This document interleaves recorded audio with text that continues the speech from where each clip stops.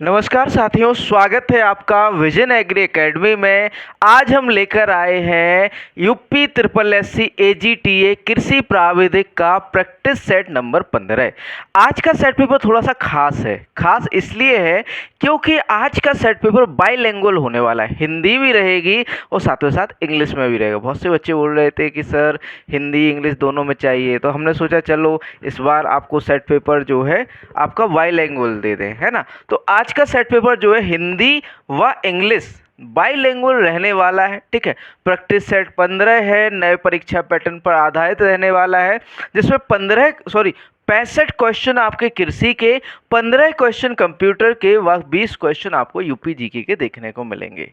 ठीक है, practice set को शुरू करने से पहले एक हमारा कोर्स चल रहा है पीडीएफ नोट्स कोर्स। ठीक है, जिसमें आपको केवल एजीटीए के कंप्लीट नोट्स प्रोवाइड कराए जाएंगे। ठीक है, संपूर्ण पाठ्यक्रम या फिर कहें सिलेबस के अकॉर्डिंग पूरे नोट्स मिलने वाले मात्र 499 रुपये में। ठीक है, और इसमें जो है आपको 5000 प्लस वस्तुनिष्ठ या फिर कहें एमसीक्यूज मिलने वाले हैं, 30 प्लस सेट पेपर मिलने वाले हैं। ठीक, यदि आप इसको लेना चाहते हैं या खरीदना चाहते हैं तो डायरेक्टली हमसे संपर्क कर सकते हैं 7880497104 पर। और अगला कोर्स है आपका जो है टॉपिक वाइज सेट पेपर। जो बच्चे ये चाहते हैं कि हम जो है पहले ये टॉपिक करें फिर उसका सेट पेपर लगाएं, उनके लिए टॉपिक वाइज सेट पेपर लेकर आए हैं। इसमें आपको 50 सेट पेपर मिलने वाले हैं मात्र 249 रुपये में। जो आपका ये कहें कि जो आपका पीडीएफ कोर्स है, पीडीएफ कोर्स तो 499 का है, ये आपका मात्र 249 का है। सेम प्रोसेस है, आपको कांटेक्ट या व्हाट्सएप मैसेज डालना है 7880497104 पर। ठीक है, फिर आपको जो है वाई करने की सारी डिटेल आपको बता दी जाएगी। बेसिकली हमारा जो है एक ऐप है वो एजुकेट ऐप। ठीक है, उसमें पीडीएफ क्वालिटी बढ़िया रहती है, डाउनलोडेबल भी रहती है। ठीक है, और साथ में साथ आप उसको ये कहें कि प्रिंट भी करा सकते हैं। ठीक है, तो ये सारे सेट पेपर प्लस नोट्स आप प्रिंट करा सकते हो कहीं से भी। ठीक, चलिए शुरू करते हैं आज के सेट पेपर को। बढ़िया से सभी लोग जुड़ जाइए लाइव क्लास में, है ना। बेसिकली रिकॉर्डेड है, प्रीमियर है। ठीक है, लेकिन लाइव क्लास जैसा ही है, तो सभी लोग बढ़िया से आंसर करिएगा। आज का सेट पेपर थोड़ा सा स्पेशल है, हिंदी प्लस इंग्लिश दोनों लैंग्वेज में रहने वाला है या फिर कहें वाई लैंग्वेज रहने वाला है। देखिए आज का UP triple SC AGTA set 15 जो है आपका। ठीक, पहले पार्ट में भाग 1 में रहने वाला है क्या आपका एग्रीकल्चर, क्या कृषि रहने वाला है ना, कृषि रहने वाला है। थोड़ा सा सामान रखा हुआ है यहाँ पर, तो वो हटा दें। चलिए शुरू करते हैं पहले प्रश्न से। पहले प्रश्न से शुरू करने से पहले यहाँ पर पेन ले लिया जाए, जो कि ज़रूरी है हमारे लिए। ठीक, बढ़िया से आंसर करिएगा सभी लोग, ए बी सी डी जो भी आपको उचित लगे, है ना, क्योंकि ए आंसर आपके ऊपर निर्भर करेगा। वैसे तो आंसर मैं ही बताऊंगा, ठीक है, लेकिन आपको आंसर करना है, वरना क्लास में मज़ा कैसे आएगा। तो क्लास में को मज़ेदार बनाना है तो ए बी सी डी करके आंसर करना ही होगा। ठीक है, शुरू करते हैं क्लास को। प्रश्न नंबर 1 है, ज्वार के युवा पौधों के पत्तों में ग्लूकोसाइड होता है जो कि है ध्यूरिन, एससीएन, गॉसिपॉल, सिंगरिन या इनमें से कोई नहीं। The young plant leaves of sorghum contain a glucoside which is dhurrin, SCN, gossypol, sinigrin या नन ऑफ दीज। बताइए आंसर क्या होगा, ए और बी क्या होगा यहाँ पर सही आंसर। देखो बच्चों, जो आपका ज्वार में या फिर कहें जो आपका ज्वार होता है, सोरगम होता है, उसमें जो ग्लूकोसाइड पाया जाता है वो तो पाया जाता है भैया कौन सा, ध्यूरिन। ठीक, ऑप्शन ए ध्यूरिन या एससीएन सही आंसर हो जाते हैं आप। ध्यूरिन, एससीएन सही आंसर हो जाता है। ठीक, जो गॉसिपॉल होता है, गॉसिपॉल किसके अंदर पाया जाता है आपका, कपास के अंदर। किसके अंदर पाया जाता है बच्चों, कपास के अंदर पाया जाता है। गॉसिपॉल आपका कपास के अंदर पाया जाता है। कहाँ पर पाया जाता है देखने को मिलता है, कपास में देखने को मिलता है। गॉसिपॉल कपास में देखने को मिलता है। ठीक, सिंगरेन जो है आपके कुकुरबिटेसिकुल सॉरी क्रूसीफेरी, जो आपके गोभी वर्गीय फल हैं। ठीक, गोभी वर्गीय फलों में जो है देखने को मिलता है क्या हमें, सिंगरिन। सिंगरिन किस में देखने को मिलता है हमें, गोभी वर्गीय फलों में सब्जियों में देखने को मिलता है। गोभी वर्गीय फसलों के या फिर सब्जियों में देखने को मिलता है क्या हमें, सिंगरिन। ठीक, आगे बढ़ते हैं अगले प्रश्न की ओर। प्रश्न नंबर 2, यहाँ पर बाइलैंग्वेज रहने वाला है, ऊपर हिंदी नीचे इंग्लिश, ठीक। प्रश्न नंबर 2 दिया हुआ है, निम्नलिखित में से मक्का की एक महत्वपूर्ण संकर किस्म कौन सी है? Navjot, high starch, Kanchan, Protina. Which of the following is an important hybrid variety of maize? Navjot, high starch, कंचन या प्रोटीना। बता दीजिए आंसर क्या होगा यहाँ पर, ए, बी, सी या फिर डी। तो सबसे इम्पोर्टेंट आपके संकर किस्म जो महत्वपूर्ण है वो है आपकी प्रोटीना। कौन सी है? प्रोटीना। Answer D, Protina. ठीक है, यहाँ पर आंसर क्या हो जाता है आपका? प्रोटीना हो जाता है। ठीक, आगे बढ़ते हैं अगले प्रश्न की ओर। प्रश्न नंबर 3। प्रश्न नंबर 3 दिया हुआ है आपका, खरीफ दलहनी फसल जिसे कभी कभी वनस्पति मांस भी कहा जाता है या फिर कहें वेजिटेबल मीट भी कहा जाता है। ठीक है, तो देखिए यहाँ पर the kharif pulse crop which is sometime also called as vegetable meat which is urd. कौन सी है? उर्द है, मूंग है, अरहर, लोबिया या black gram, green gram, begin P या काउफी। तो जो आपका लोबिया है भैया, काउफी है ना, जो लोबिया होता है, काउपी होता है, इसे वेजिटेबल मीट या फिर कहें आपका जो है वनस्पति जो है मांस या फिर कहें आपका सब्जी वाला मांस कहा जाता है। किसको? आपका काउपी को। किसको? आपको काउपी को। ठीक, यहाँ पर आंसर हो जाता है क्या? काउपी। आगे बढ़ते हैं अगले प्रश्न की ओर। प्रश्न नंबर 4 दिया हुआ है, मक्का एक है एक लिंगी पौधा, द्विलिंगी पौधा, ए और बी दोनों, इनमें से कोई नहीं। Maize is a monoecious plant, dioecious plant and both A and B और नन ऑफ दीज। बताइए आंसर क्या हो यहाँ पर। देखो, जब आपके एक ही पौधे पर मेल व फीमेल पार्ट एक ही पौधे पर हो लेकिन अलग अलग फ्लावर पर हो, क्या भैया? जब में नर व मादा भाग एक ही पौधे पर हो लेकिन अलग अलग फूल पर हो तो उसे तो हम क्या कहते हैं? मोनोइसियस, है ना। और जब आपके जो है नर व मादा भाग या फिर कहें मेल व फीमेल पार्ट जो है अलग अलग पौधे पर होते हैं तो उसे हम क्या कहते हैं? Dioecious plant. ठीक है, तो मक्का में आपने देखा होगा, मेज में देखा होगा कि एक ही पौधे पर जो है आपके मेल व फीमेल पार्ट होते हैं, मतलब कि ये कहें ऊपर जो बनते हैं या फिर कहें ऊपर जो फ्लावर होते हैं, ऊपरी फ्लावर होते हैं, टेसल कहते हैं, वो नर भाग होते हैं, है ना। और जो निचले या फिर कहें बीच में जो भुट्टे से या फिर कहें भुट्टे से जो बाल नुमा संरचना होती है वो क्या होता है? फीमेल पार्ट होता है या फिर कहें मादा भाग होता है।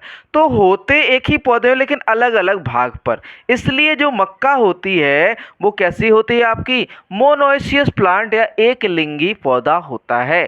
कैसा होता है बच्चों? एक लिंगी पौधा या फिर कहें मोनोइसियस। समझ आया? क्लियर है? ठीक है, आगे बढ़ते हैं अगले प्रश्न की ओर।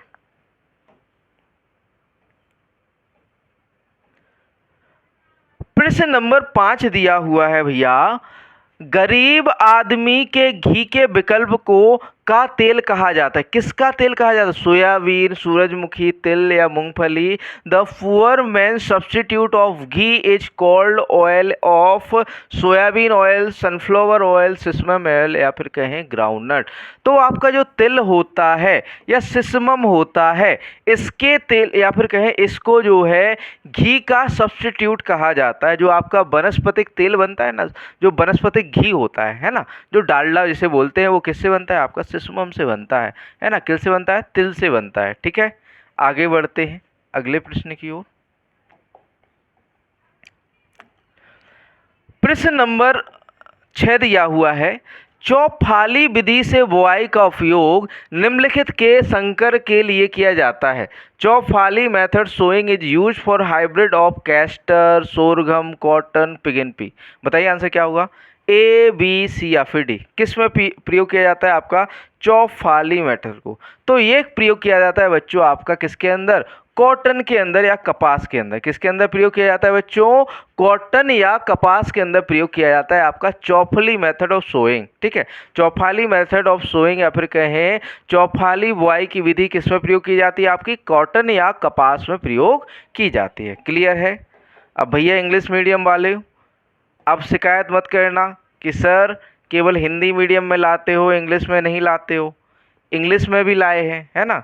अब शेयर कर देना, लेकिन इंग्लिश मीडियम वालों ज़्यादा से ज़्यादा शेयर कर देना। ठीक, आगे बढ़ते हैं अगले प्रश्न की ओर।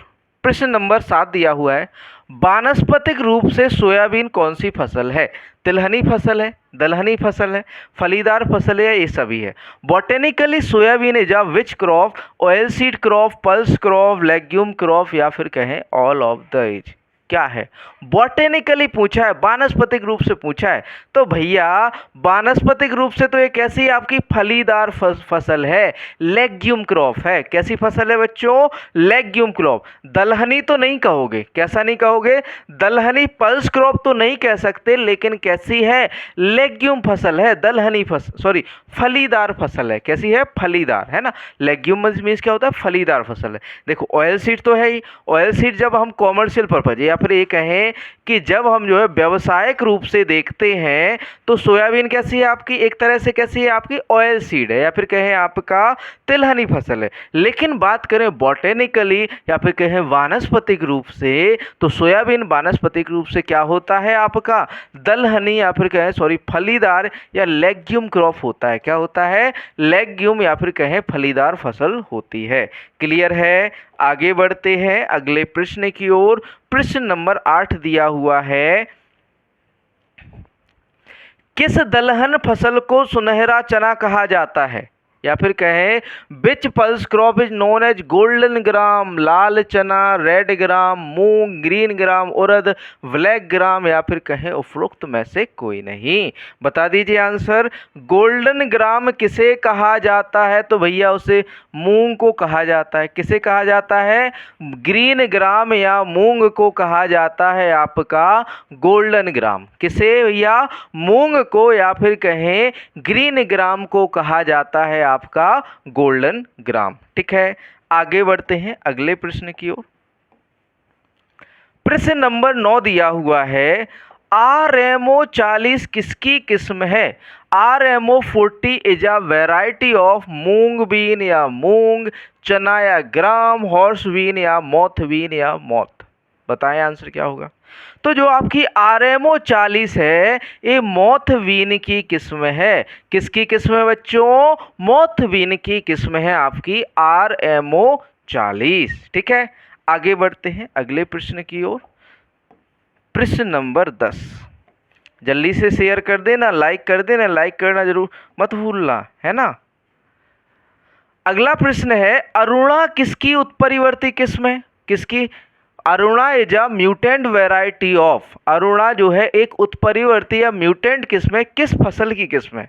मटर की, पी, कपास, कॉटन, अरंडी, कैस्टर, सोयाबीन, या फिर कहें सोयाबीन? बताइए आंसर क्या होगा यहाँ पर, A, B, C या फिर D? अरुणा जो है भैया आपका कैस्टर या अरंडी की आपकी कैसी है? उत्परिवर्ती या म्यूटेंट किस्म है। किसकी है? कैस्टर की। ठीक, आगे चलते हैं अगले प्रश्न की ओर। प्रश्न नंबर 11, देखिए प्रश्न नंबर 11 दिया हुआ है, उत्तर भारत में अमरूद के लिए जून जुलाई के महीने में कौन सी बहार लेनी चाहिए? अम्बे बहार, मृग बहार, हस्त बहार, इनमें से कोई नहीं। इंग्लिश में कहें, इन north India preferably which bahar should we take in for guava in the month of June July? बताइए, अम्बे बहार होगी, मृग बहार, हस्त बहार, या नन ऑफ द एबव? बता दीजिए आंसर, ABCD। आज इंग्लिश वाले ज़्यादा आंसर करेंगे, है ना। इंग्लिश मीडियम वाले ज़्यादा आंसर करेंगे। A, B, C या D क्या होगा सही आंसर यहाँ पर? तो भैया वो है आपकी मृग बहार। उत्तर भारत में जो आपकी जून जुलाई के महीने में कौन सी बहार लेनी चाहिए हमें? मृग बहार ली जाती है। कौन सी बहार ली जाती है बच्चों? मृग बहार ली जाती है। ठीक है, आगे बढ़ते हैं अगले प्रश्न की ओर। प्रश्न नंबर 12, प्रश्न नंबर 12 दिया हुआ है, आम में खाद और उर्वरक किस दौरान डाले जाते हैं? अगस्त में, जुलाई में, अक्टूबर या जनवरी? तो बताइए आंसर क्या होगा। In mango manures and fertilizer are applied during August, July, October या जनवरी? तो आपका जो आम है या मैंगो है इसमें फर्टिलाइजर जो डाले जाते हैं वो कब डाले जाते हैं बच्चों? अक्टूबर में डाले जाते हैं। कब डाले जाते हैं? अक्टूबर में डाले जाते हैं। यहाँ पर राइट आंसर जो हो जाता है वो क्या हो जाता है आपका? अक्टूबर हो जाता है। ठीक है, आगे बढ़ते हैं अगला प्रश्न। प्रश्न नंबर 13 दिया हुआ है, मेलोडी किसकी किस्म है? मेलोडी किसकी किस्म है? गुलदाउदी की, गुलाब की, ग्लेडियोलस या गेंदा? Melody is a variety of chrysanthemum, rose, gladiolus या मैरीगोल्ड? बता दीजिए आंसर क्या होगा यहाँ पर। तो जो आपकी मेलोडी किस्म है एक गेंदा की किस्म है। किसकी किस्म है बच्चों? मैरीगोल्ड की किस्म है। किसकी किस्म है? मैरीगोल्ड या गेंदा की किस्म है। ठीक, आगे चलते हैं। अगला प्रश्न, प्रश्न नंबर 14 दिया हुआ है, सिल्वर ओक है चढ़ने वाला पौधा, झाड़ी, पेड़, इनमें से कोई नहीं। Silver oak is a climber, shrub, tree या नन ऑफ दीज? तो बेसिकली सिल्वर ओक क्या है आपका? एक पेड़ है। क्या है आपका? ट्री है। ट्री क्या भैया? ट्री या पेड़ है। ठीक, आगे चलते हैं अगले प्रश्न की ओर। प्रश्न नंबर 15 दिया हुआ है, केना कहाँ का मूल निवासी है? भारत, उष्णकटिबंधीय अमेरिका, चीन, जापान? केना is a native of India, tropical America, China या जापान? बताइए आंसर क्या होगा। बेसिकली केना एक तरह सा फ्लावर होता है। क्या होता है आपका? फ्लावर होता है, जो कि आपका कैनेसी फैमिली में आता है। इसे हम जो है केना या केना लिली, क्या भैया? केना या केना लिली के रूप में जानते हैं। इसका जो साइंटिफिक नेम होता है वो होता है आपका केना इंडिका। क्या होता है साइंटिफिक नेम? केना इंडिका होता है। क्या होता है? इंडिका, केना इंडिका। इसकी फैमिली जो है या परिवार या कुल जो होता है इसका, वो क्या होता है? कैनिएसी होता है। क्या होता है? कैनिएसी। ठीक है, क्या होता है? कैनिएसी होता है। ठीक, कैनिएसी होता है, नोट कर लेना, है ना। एक तरह से फ्लावर होता है, फूल वाली एक है किस्म होती है। इसकी 12 प्रजातियां जो है भारत में उगाई जाती हैं। कितनी प्रजातियां आपकी? 12 प्रजातियां उगाई जाती हैं। किसकी? आपकी केना की। इसका जो नेटिव है, नेटिव मतलब कि ओरिजिन या उत्पत्ति स्थान जो है वो है आपका उष्णकटिबंधीय अमेरिका। क्या है आपका? ट्रॉपिकल अमेरिका या फिर कहें उष्णकटिबंधीय अमेरिका। ट्रॉपिकल अमेरिका या उष्णकटिबंधीय अमेरिका। आगे बढ़ते हैं अगले प्रश्न की ओर। प्रश्न नंबर 16 दिया हुआ है, निम्नलिखित दानेदार कीटनाशक का लंबे समय तक अवशिष्ट प्रभाव रहता है? Phorate, carbofuran, aldicarb, quinalphos? Following granular insecticide is having long residual effect? Phorate, carbofuran, aldicarb या फिर कहें क्विनोलफॉस? बताइए आंसर क्या होगा। ए, बी, सी या फिर डी? क्या होगा यहाँ पर आंसर? जल्दी से आंसर कर दीजिए। ए, बी या सी? तो जो आपका एल्डी कार्ब होता है, कौन सा बच्चों? एल्डी कार्ब। ठीक, एल्डी कार्ब पर जो रेसिडुअल नेचर होता है, क्या होता है भैया? रेसिडुअल नेचर या फिर कहें आपका अवशिष्ट होता है। मतलब कि ये कहें लंबे समय तक ये पड़ा रहता है आपका भूमि में या मृदा में। ठीक है, तो ये किसका होता है? एल्डी कार्ब। ठीक, आगे चलते हैं अगले प्रश्न पर। प्रश्न नंबर 17 लिखा हुआ है, क्वेश्चन नंबर 17 है, निम्नलिखित कीटनाशक ऑर्गेनोफॉस्फेट समूह से संबंधित है? सल्फर से, carbofuran, malathion, endosulfan? Following insecticide belong to organophosphate group? Sulphur, carbofuran, malathion या एंडोसल्फान? कौन जो है ऑर्गेनोफॉस्फोरस ग्रुप से संबंधित है? तो भैया वो है आपका मेलाथियान। कौन भैया? मेलाथियान जो है ऑर्गेनोफॉस्फेट ग्रुप से संबंधित है। किससे? ऑर्गेनोफॉस्फेट ग्रुप से। ठीक, आगे बढ़ते हैं अगले प्रश्न की ओर। प्रश्न नंबर 18। प्रश्न नंबर 18। प्रश्न नंबर 18 है, मच्छर मैट में इस्तेमाल होने वाला कीटनाशक है? एंडोसल्फान, डायजीनॉल, मेथियान या फिर कहें आपका allethrin? The insecticide which is used in mosquito mats is endosulfan, diazinon या मेलाथियोन या एलिथ्रिन? बताइए आंसर क्या होगा। ए, बी, सी या फिर डी? तो जो आपका एलिथ्रिन है, कौन सा भैया? एलेजोथ्रिन जो आपका कीटनाशक है, इसको जो है मॉस्किटो मैट्स के रूप में प्रयोग किया जाता है। किसके रूप में? मॉस्किटो मैट्स के रूप में प्रयोग किया जाने वाला इंसेक्टिसाइड्स है। ठीक है, आगे बढ़ते हैं अगले प्रश्न की ओर। प्रश्न नंबर 19। प्रश्न नंबर 19 दिया हुआ है बच्चों, चूहे नियंत्रण के लिए निम्नलिखित एंटी कोगुलेंट का उपयोग किया जाता है? Zinc phosphide, Al2PO4, hydrogen cyanide, warfarin. Following anticoagulant is used for red control: zinc phosphide, Al2PO4, hydrogen cyanide या फिर कहें आपका वारफेरिन। बताइए आंसर क्या होगा यहाँ पर, ए बी सी या डी। तो यहाँ पर जो है वारफेरिन का प्रयोग किया जाता है। किसका बच्चों, वारफेरिन का। एंटी कोंगुलेंट जो होता है आपका कौन होता है, वारफेरिन होता है। कौन होता है बच्चों, वारफेरिन। ठीक, आगे बढ़ते हैं अगले प्रश्न की ओर। प्रश्न नंबर 20 दिया हुआ है 20। एफिड्स और सफेद मक्खियों को प्रभावी रूप से नियंत्रित किया जाता है फ्यूमिगेंट्स द्वारा, पेट के जहर द्वारा, संपर्क कीटनाशक द्वारा या प्रणालीगत कीटनाशक द्वारा। Aphids and white fly are effectively controlled by fumigants, stomach poison, contact insecticide या सिस्टमेटिक इंसेक्टिसाइड। किसके द्वारा जो है एफिड्स एंड व्हाइट फ्लाई को कंट्रोल किया जाता है, तो भैया वो किया जाता है आपका प्रणालीगत कीटनाशक का प्रयोग कर या सिस्टमेटिक इंसेक्टिसाइड का प्रयोग कर। किसका प्रयोग करके, सिस्टमेटिक इंसेक्टिसाइड का प्रयोग कर इसको कंट्रोल किया जाता है। ठीक है, किसको, आपका एफिड और सफेद मक्खी को, एफिड और सफेद मक्खी को। आगे चलते हैं।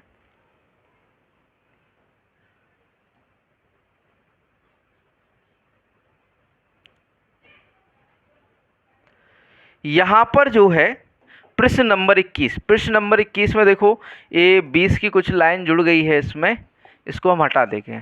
ठीक, इस लाइन को हम हटा देते हैं, यहां से हमारा क्वेश्चन शुरू होता है। ठीक, इसको हटा दिया जाता है। भारत में पहली बार बाजरा, मोती बाजरा नहीं, पर्ल मिलेट लिखते ना, इस वजह से वो ट्रांसलेट में मोती बाजरा हो गया। बाजरा के हरे कान या ये कहें ग्रीन ईयर या डाउनी फफूंदी की सूचना दी गई थी केसी मेहता द्वारा, एजी बटलर द्वारा, मुंडाकुर द्वारा या फिर कहें आपका आर प्रसाद द्वारा।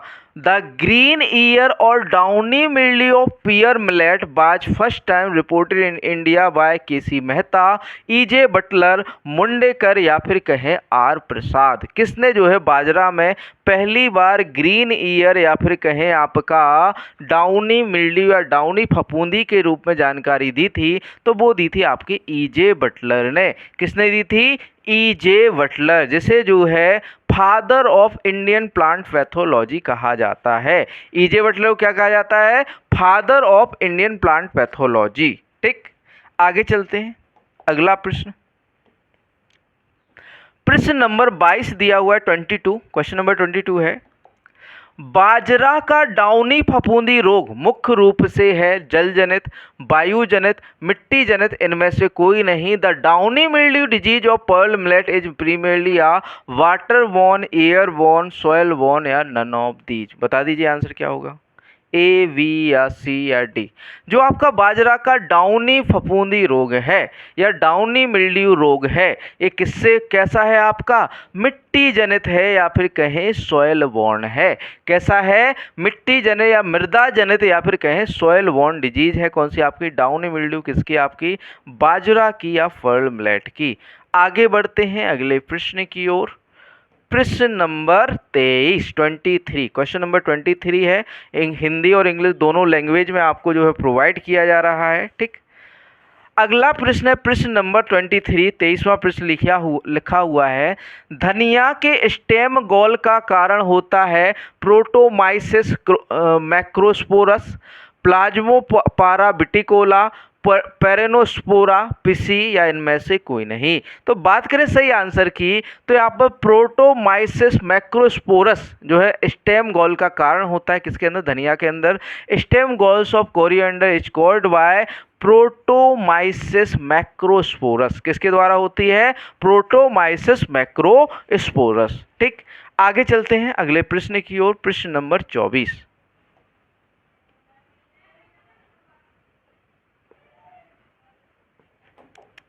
क्वेश्चन नंबर 24 है। प्रश्न नंबर 24 है, मटर के पाउडरी फफूंदी के लक्षण एरिसेफी पॉलीगोनी के कारण जो होता है सबसे पहले दिखाई देते हैं। The symptoms of powdery mildew of pea caused by erysiphe polygoni first appears on stem या फिर कहें तने पर, जड़ों या फिर कहें रूट्स पर, पत्तियों पर या लीव्स पर, या फूल या फिर कहें फ्लावर पर। तो सबसे पहले जो पाउडरी फफूंदी होती है उसके लक्षण हमें पत्तियों पर या लीव्स पर देखने को मिलते हैं। किस पर देखने को मिलते हैं बच्चों? लीव्स पर या पत्तियों पर देखने को मिलते हैं। तो यहाँ पर ऑप्शन सी सही आंसर हो जाता है, पत्तियां या फिर कहें लीव्स। आगे बढ़ते हैं अगले प्रश्न की ओर। प्रश्न नंबर 25 या 25वां प्रश्न दिया हुआ है, यहाँ पर लिखा हुआ है गेहूं का पाउडरी फफूंदी कवक से जुड़ा हुआ है, इरिसेफी ग्रेमनेस टिटिसी, इरिसेफी पॉलीगोनी, ए और बी दोनों, इनमें से कोई नहीं। The powdery mildew of wheat is associated with fungi, erysiphe graminis species tritici, erysiphe polygoni, both A and B दोनों, या फिर कहें ए और बी दोनों, नन ऑफ दीज, इनमें से कोई नहीं। तो बात करें बच्चों यहाँ सही आंसर की, तो यहाँ पर सही आंसर होता है इरिसाइफी ग्रेमनेस स्पीसीज कौन सी है? टिटिसी। कौन सी? इरिसाइफी ग्रेमनेस टिटिसी जो है एसोसिएटेड है किससे? आपके पाउडरी फफूंदी या पाउडरी मिल्ड्यू से, किसके? आपके गेहूं के। ठीक, आगे बढ़ते हैं अगले प्रश्न की ओर। प्रश्न नंबर 26 दिया हुआ है, क्वेश्चन नंबर 26। प्रकाश संश्लेषण एक है ऑक्सीकरण प्रक्रिया, अपचयन प्रक्रिया, ऑक्सीकरण अपचयन प्रक्रिया, या फिर उपरोक्त में से कोई नहीं। या फिर कहें photosynthesis is an oxidation process, reduction process, oxidation reduction, या नन ऑफ दीज। बताइए आंसर क्या होगा यहाँ पर? ए, बी, सी या फिर डी, क्या होगा सही उत्तर? तो बात करें बच्चों यहाँ पर सही आंसर की, तो जो आपकी फोटोसिंथेसिस है वो आपका ऑक्सीडेशन रिडक्शन की प्रोसेस है, या फिर कहें ऑक्सीकरण व अपचयन की प्रक्रिया है। फोटोसिंथेसिस या जो प्रकाश संश्लेषण है वो क्या है? आपका ऑक्सीडेशन रिडक्शन प्रोसेस, या फिर कहें ऑक्सीकरण अपचयन प्रक्रिया है। क्लियर है? आगे बढ़ते हैं अगले प्रश्न की ओर। प्रश्न नंबर जो है आपका 27वां प्रश्न। यहाँ पर हम जो है 26 प्रश्न कर चुके हैं, थोड़ा सा पानी पी लिया जाए, है ना।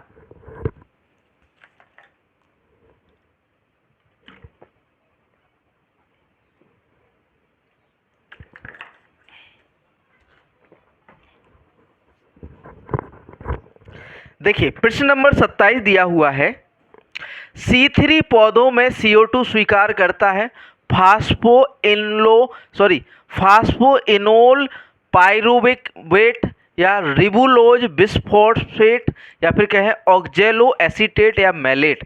इन C3 plant CO2 acceptor as phosphoenol pyruvate, ribulose bisphosphate, या फिर कहें आपका ऑक्जेलो एसीटेट या malate. Ribulose bisphosphate, oxalo acetate, malate, या फॉस्फोइनोल पाइरूवेट। बताइए आंसर यहाँ पर सही आंसर क्या होगा? तो यहाँ पर सही आंसर जो है C3 पौधों में, क्या भैया? C3 पौधों में CO2 स्वीकार करता जो होता है वो होता है रिब्यूलोज बिसफॉस्फेट। रिब्यूलोज बिसफॉस्फेट जो होता है या बाइफॉस्फेट जो होता है वो क्या होता है? C3 पौधों में CO2 एक्सेप्टर या फिर कहें स्वीकार करता होता है। ठीक है, आगे बढ़ते हैं। अगला प्रश्न, प्रश्न नंबर 28। ठीक, प्रश्न नंबर 28। प्रश्न नंबर 28 लिखा हुआ है, प्रकाश प्रतिक्रिया की वर्णक प्रणाली या फिर कहें सेकंड या फिर कहें PS सेकंड प्रणाली किससे में अनुपस्थित होती है? C3 पौधे में, कैम पौधे में, C4 पौधे में, इनमें से कोई नहीं। पिगमेंट सिस्टम सेकेंड या PS second system A of light reaction is absent in C3 plant, CAM plant, C4 plant, या नन ऑफ दीज। देखो यहाँ पर आंसर तो देखो क्या हो जाता है? इनमें से कोई नहीं। इनमें से कोई नहीं इसलिए हो जाता है क्योंकि प्रकाश प्रतिक्रिया की वर्णक प्रणाली या फिर कहें पिगमेंट सिस्टम में C3 पौधों व C4 पौधों दोनों में क्या होती है? उपस्थित होती है। क्या होती है? उपस्थित होती है, या फिर कहें प्रेजेंट होती है। तो यहाँ पर जो है नन ऑफ दी सही आंसर हो जाता है। देखो यहाँ पर लिखा हुआ है कि PS second system of light reaction is present in both C3 and C4 plant. प्रकाश प्रतिक्रिया की PS सेकेंड प्रणाली जो है C3 व C4 दोनों में पौधों में क्या होती है? मौजूद होती है। तो सही आंसर यहाँ पर क्या हो जाता है आपका? नन ऑफ दीज, या फिर कहें इनमें से कोई नहीं। ठीक है, आगे बढ़ते हैं अगले प्रश्न की ओर। प्रश्न नंबर 29 दिया हुआ है बच्चों, चावल में डीजीवूजीन डॉर्फिंग जीन किस किस्म से प्राप्त किया गया है? IR8 से, Pusa Basmati, TN1 Lunishree. The Deegeowoogen dwarfing gene in rice was source from which variety? IR8, Pusa Basmati, TN1 या लूनीश्री। तो भैया जो आपका डॉर्फिंग जीन डीजीवूजीन है वो किससे लिया गया है? TN1 से या टाइचिंग नेटिव 1 से। किससे लिया गया है? टाइचिंग नेटिव 1 या फिर कहें आपका TN1 से लिया गया है। ठीक है, आगे बढ़ते हैं अगले प्रश्न की ओर। प्रश्न नंबर 30, क्वेश्चन नंबर 30 दिया हुआ है। प्रश्न नंबर 30, प्रश्न नंबर 30 दिया हुआ है, ऊतक जो जीवित कोशिकाओं का प्रतिनिधित्व करते हैं, sclerenchyma, xylem, phloem, parenchyma. Tissue that represent living cells, sclerenchyma, xylem, phloem या पेरेन्काइमा। तो भैया उसे हम क्या कहते हैं? पेरेन्काइमा कहते हैं। क्या कहते हैं? पेरेन्काइमा। ऊतक जो जीवित कोशिकाओं का प्रतिनिधित्व करता है, ऊतक जो जीवित कोशिकाओं का प्रतिनिधित्व करता है उसे हम क्या कहते हैं? पेरेन्काइमा कहते हैं। क्या कहते हैं? पेरेन्काइमा कहते हैं। क्लियर है इतना? आगे बढ़ते हैं अगले प्रश्न की ओर।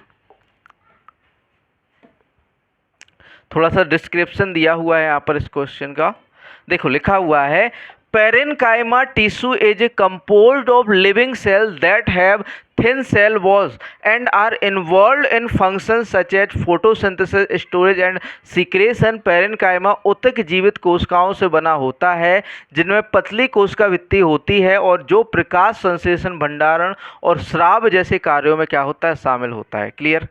आगे बढ़ते हैं अगले प्रश्न की ओर। प्रश्न नंबर 31 दिया हुआ है, क्वेश्चन नंबर 31। थोड़ा सा छोटा कर लिया जाए इसे।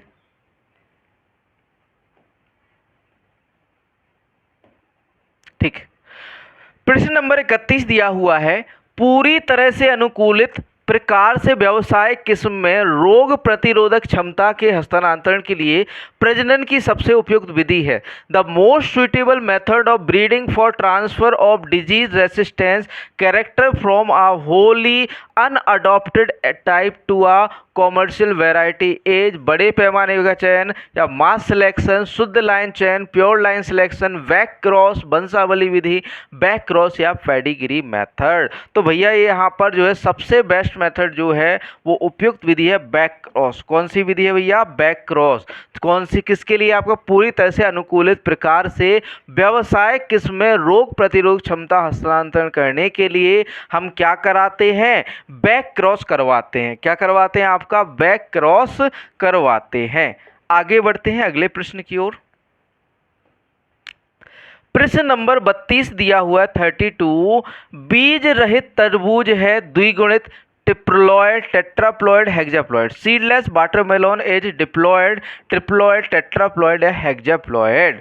बताइए आंसर क्या होगा यहाँ पर? तो जो आपका बीज रहित जो आपका क्या होता है? तरबूज होता है, वाटरमेलन होता है, कैसा होता है? ट्रिप्लॉयड होता है। कैसा होता है बच्चों? ट्रिप्लॉयड होता है। कैसा होता है? ट्रिप्लॉयड होता है। ठीक, आगे बढ़ते हैं अगले प्रश्न की ओर। प्रश्न नंबर 33, क्वेश्चन नंबर 33। प्रश्न नंबर 33 दिया हुआ है, एक डीएनए का एक छोटा गोलाकार टुकड़ा है जो गुणसूत्र डीएनए को से अलग होता है, जीवाणुभोजी कोशिका पर कब्जा कर लेता है, नए फेजों का प्रजनन करता है और कोशिका को नष्ट कर देता है, जिसके दौरान विषाणु जनित चरण का चक्र होता है। Small circular piece of a DNA that is different than the chromosomal DNA which is all the genetic material found in an organism chromosomes. उसे क्या कहेंगे? लाइसोजेनिक चक्र, लाइटिक चक्र, बाइनरी विखंडन या संयुग्मन, प्लाज्मिड, वेक्टर, जीनोम या ट्रांसपोशन। बताइए आंसर क्या होगा यहाँ पर?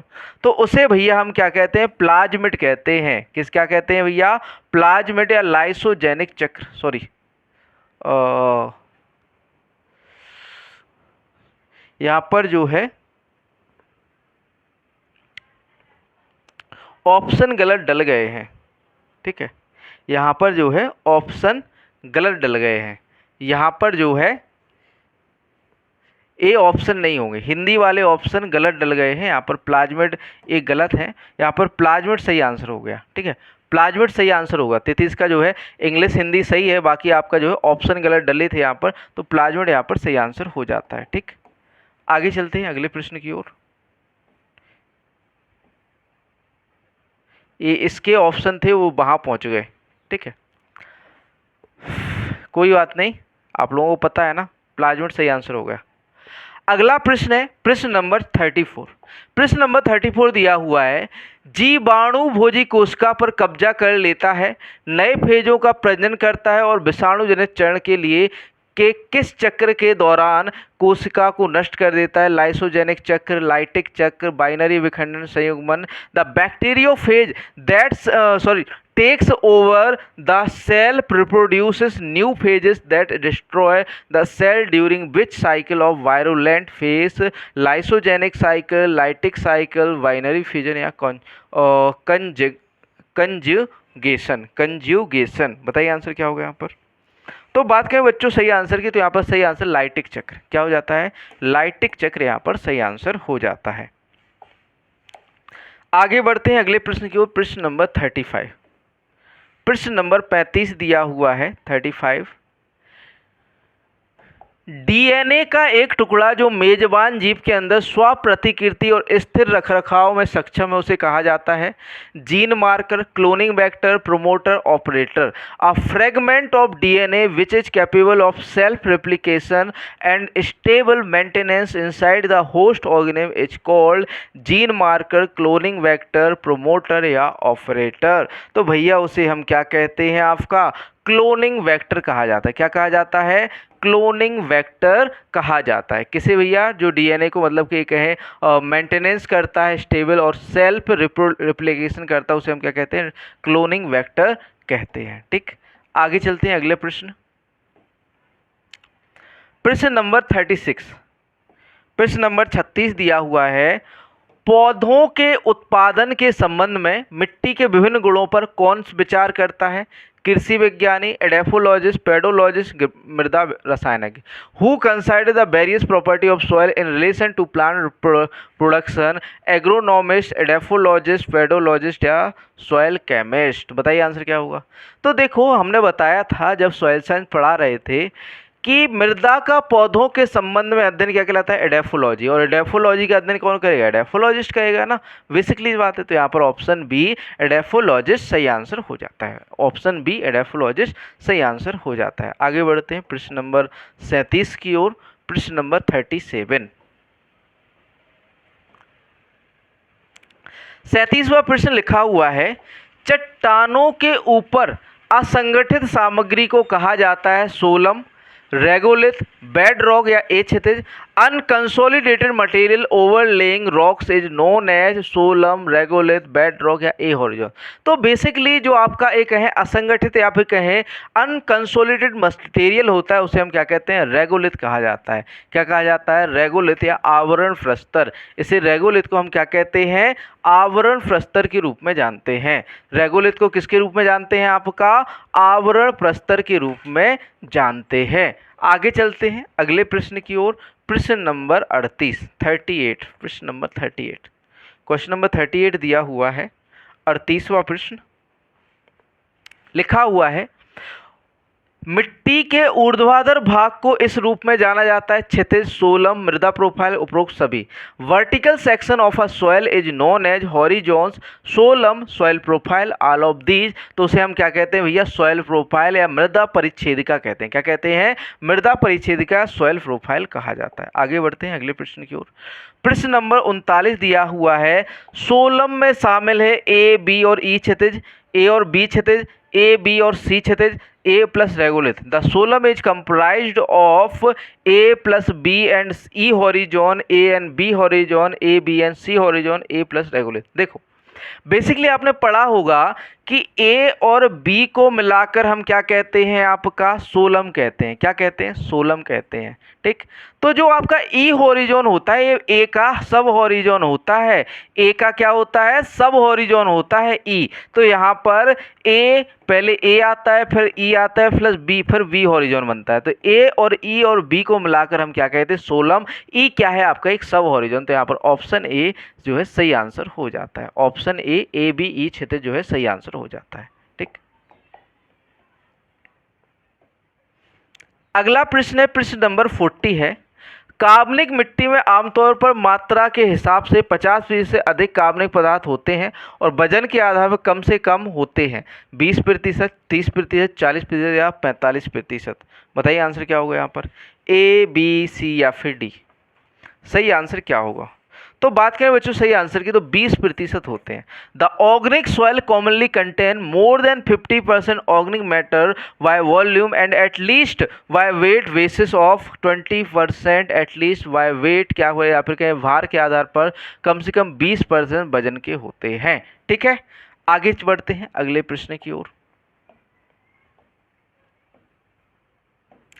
प्रश्न नंबर 41, 41वां प्रश्न है। 41 लिखा हुआ है, प्राथमिक खनिजों में अपक्षय के प्रति सबसे अधिक प्रतिरोधी है क्वार्टज, ओलिवाइन, एल्वाइट या gypsum. Among primary mineral most resistant to weathering as quartz, olivine, albite या जिप्सम। बताइए आंसर। तो यहाँ पर जो सबसे ज़्यादा रेसिस्टेंस होता है किसके लिए, वेदरिंग के लिए या फिर अपक्षय के लिए, वो होता है आपका क्या, क्वार्टज। क्या होता है बच्चों, क्वार्टज। सबसे अधिक सही आंसर क्या हो जाएगा, क्वार्टज। प्राथमिक खनिजों में अपक्षय के प्रति सबसे अधिक प्रतिरोधी कौन होता है, आपका क्वार्टज होता है। ठीक, आगे बढ़ते हैं अगले प्रश्न की ओर। प्रश्न नंबर 42 दिया हुआ है, 42। अपक्षय के प्रति सबसे कम प्रतिरोधी खनिज कौन सा है, quartz, olivine, goethite, anorthite. Least resistant mineral to weathering as quartz, olivine, goethite, anorthite. तो भैया वो है आपका ओलिवाइन। ओलिवाइन जो है कम प्रतिरोधी होता है, मतलब ये कहें कि आसानी से विघटित हो जाता है, आसानी से टूट फूट हो जाता है। ठीक है, टूट जाता है। ठीक, आगे चलते हैं अगले प्रश्न की ओर। प्रश्न नंबर 43, 43वां प्रश्न दिया हुआ है। निम्नलिखित में से कौन द्वितीय खनिज है, muscovite, anorthite, dolomite, biotite. Which of the following is a secondary mineral, muscovite, anorthite, dolomite या बायोटाइट। तो यहाँ पर जो सेकेंडरी मिनरल है भैया वो आपका कौन सा है, बताइए आंसर, ए बी या सी। तो वो है भैया डोलोमाइट। कौन है, डोलोमाइट एक आपका सेकेंडरी या फिर कहें द्वितीयक खनिज है। डोलोमाइट क्या है आपका, द्वितीयक खनिज है। डोलोमाइट क्या होता है, द्वितीयक खनिज होता है। ठीक, आगे बढ़ते हैं अगले प्रश्न की ओर। प्रश्न नंबर 44 दिया, 44। गुरुत्वाकर्षण द्वारा परिवहन की जाने वाली अकार्बनिक मूल सामग्री है ग्लेशियल, एओलेन, समुद्री, colluvium. Inorganic parent material transported by gravity as glacial, aeolian, marine या कोलिबियम। तो हम पहले जब हम सॉइल साइंस पढ़ा रहे थे, मृदा निर्माण पढ़ा रहे थे, तो हमने बताया था कि भैया जो एक है कि मृदा के कण जो आपके गुरुत्वाकर्षण से या एक है एक स्थान से दूसरे स्थान पर स्थानांतरित होते हैं उसे हम कोलिबियम कहते हैं, है ना। तो यहाँ पर सही आंसर क्या हो जाएगा, कोलिबियम हो जाएगा। सही आंसर क्या हो जाएगा बच्चों, कोलिबियम हो जाएगा। ठीक, आगे चलते हैं अगले प्रश्न की ओर। प्रश्न नंबर 45 है, 45, क्वेश्चन नंबर 45 है। हवा से उड़ने वाली सामग्री जिसमें मुख्य रूप से कुछ महीन और चिकनी मिट्टी के साथ गाद शामिल या सिल्ट शामिल होती है कहलाती है एओलियन, लोअस, मोरेन या जलोढ़। Wind blows material comprise primarily old silt with some fine and clay are called aeolian, loesses या मोराइन या एल्यूवियल। बताइए आंसर क्या होगा यहाँ पर। तो उसे हम क्या कहते हैं, लोएस कहते हैं। क्या कहते हैं, लोएस कहते हैं, लोएस कहा जाता है। ठीक, आगे बढ़ते हैं अगले प्रश्न की ओर। प्रश्न नंबर 46 दिया हुआ है, क्वेश्चन नंबर 46। मिट्टी के निर्माण के निष्क्रिय कारक में शामिल है जलवायु, जीव, मूल सामग्री, इनमें से कोई नहीं। Passive factor of soil formation includes climate, organism, parent material, none of these. बताइए आंसर क्या होगा, ए, बी, सी या फिर डी। निर्जीव पदार्थ क्या होता है, तो भैया निर्जीव पदार्थ क्या है, मूल सामग्री या पेरेंट मटेरियल। एक तरह से मतलब ये कहें निर्जीव पदार्थ से दूसरे पदार्थों द्वारा जो है विघटित किया जाता है। तो सही आंसर यहाँ पर क्या हो जाता है आपका, पेरेंट मटेरियल या फिर कहें आपका जो है मूल सामग्री सही आंसर हो जाता है। आगे चलते हैं अगले प्रश्न की ओर। प्रश्न नंबर 47 दिया हुआ है, ज्वालामुखीय उत्सर्जकों से व्युत्पन्न और एलोफेन या अलग अलह्यूमिक परिसरों द्वारा प्रभुत्व वाली कौन सी मिट्टी का क्रम है, histosol, andisol, inceptisol, ultisol, alfisol. Which soil order derived from volcanic ejecta and dominated by allophane और अलह्यूमिक कॉम्प्लेक्सेस, हिस्टोसॉल, एंडीसॉल, अल्टीसॉल्स या अल्फीसॉल्स। बताइए आंसर क्या होगा यहाँ पर। तो भैया हम उसे क्या कहते हैं, एंडीसॉल्स कहते हैं। क्या कहते हैं, एंडीसॉल्स को, उस क्रम को क्या कहा जाता है, एंडीसॉल्स कहा जाता है। आगे चलते हैं अगले प्रश्न की ओर। प्रश्न नंबर 48 है, 48। मिट्टी के वर्गीकरण की निम्नलिखित श्रेणियों में शामिल है, क्रम, महान समूह या फिर कहें ग्रेटर ग्रुप, मिट्टी श्रृंखला या परिवार। Lowest category of soil classification include order, grade group, soil series या फैमिली। क्या होगा, मिट्टी के वर्गीकरण में निम्नतम श्रेणी में शामिल कौन होता है।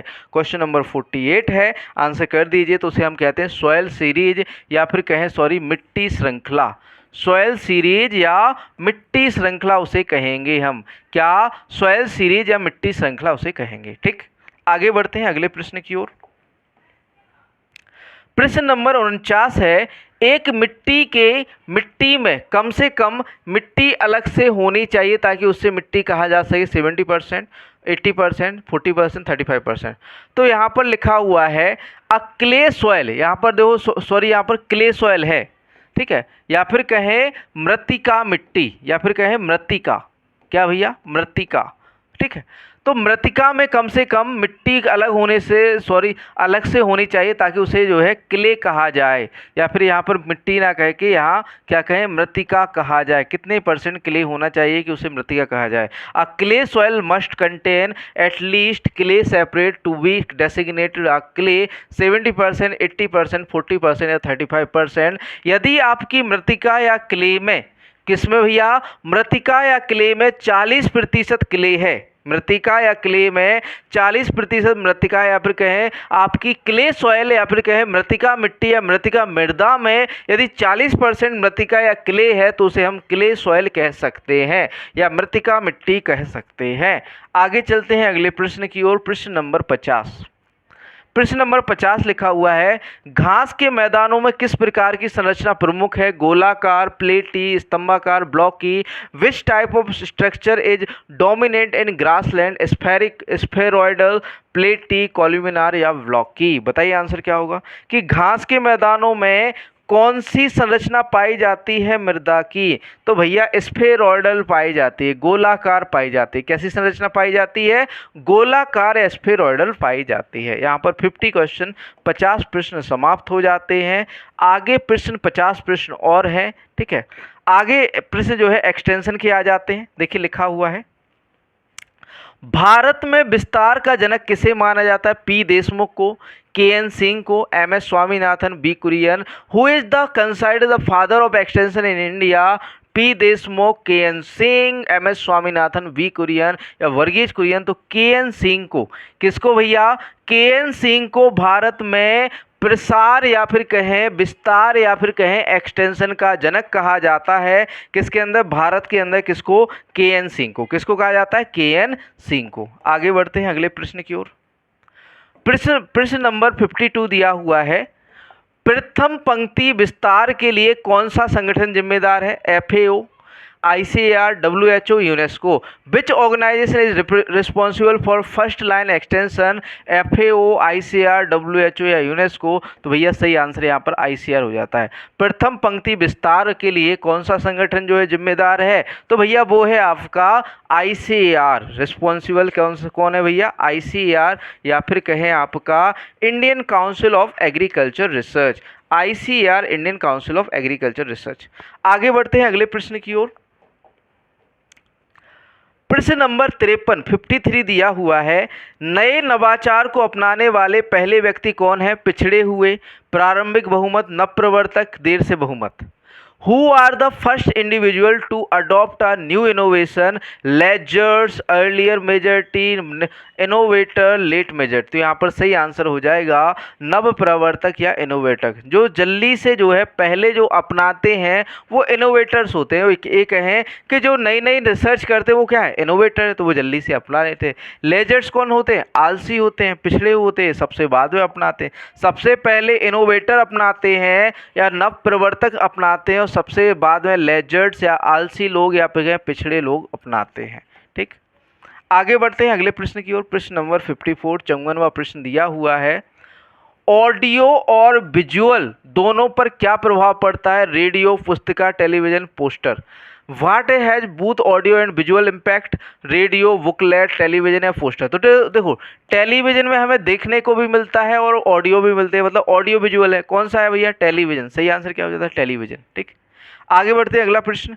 प्रश्न नंबर 55 प्रश्न नंबर 55 55वां प्रश्न है। ठीक, थोड़ा सा पानी पी लिया जाए, है ना, क्योंकि सेशन लंबा चलने वाला है। 1.5 घंटे या 1 1.5 घंटे या 2 घंटे लेके जा सकता है, क्योंकि बाइलैंग्वेज है ना।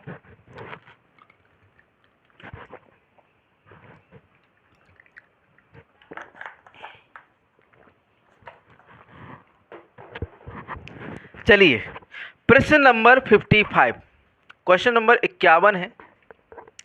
यहाँ पर भोदान नहीं है, यहाँ पर होगा भूदान। ठीक, थोड़ा सा ये भूदान होगा, है ना, भूदान। ठीक, 1951 में भूदान आंदोलन की शुरुआत किसने की थी? महात्मा गांधी ने, जवाहरलाल नेहरू ने, विनोबा भावे, सरदार वल्लभ भाई Patel. Who initiated the Bhoodan movement in 1951? Mahatma Gandhi, Jawaharlal Nehru, Vinoba Bhave या सरदार वल्लभ भाई पटेल। तो भैया विनोबा भावे ने या फिर कहे विनोबा भावे ने भूदान आंदोलन की शुरुआत की थी। भूदान आंदोलन किसने शुरू किया था बच्चों? विनोबा भावे ने शुरू किया था। किसने शुरू किया था? विनोबा भावे ने शुरू किया था। ठीक, अगला प्रश्न, प्रश्न नंबर 56 56वां प्रश्न दिया हुआ है 56। किसी वस्तु की मानवीय इच्छा को संतुष्ट करने की क्षमता को रूप में जाना जाता है धन, उपयोगिता, उपभोग, संतुष्टि। The capacity of a commodity to satisfy human want is known as wealth, utility, consumption, satisfaction. क्या कहा जाएगा? बताइए answer. The capacity of a commodity to satisfy human wants is known as satisfaction, संतुष्टि। क्या कहा जाएगा? अगर कि मानव को संतुष्ट करने के लिए कोई मतलब जो कोई वस्तु की जो कैपेसिटी या क्षमता होती है उसे सेटिस्फैक्शन कहते हैं। सेटिस्फैक्शन या संतुष्टि कहा जाता है। ठीक, आगे चलते हैं अगला प्रश्न। प्रश्न नंबर 51 दिया हुआ है 57 या 57वां प्रश्न है। 57वां प्रश्न लिखा हुआ है, स्टॉक में कुल उपज का वह हिस्सा जिसे किसान बेचने को तैयार है उसे क्या कहा जाता है? कुल उपज, सकल राजस्व, विपणन योग्य अधिशेष, कृषि stock.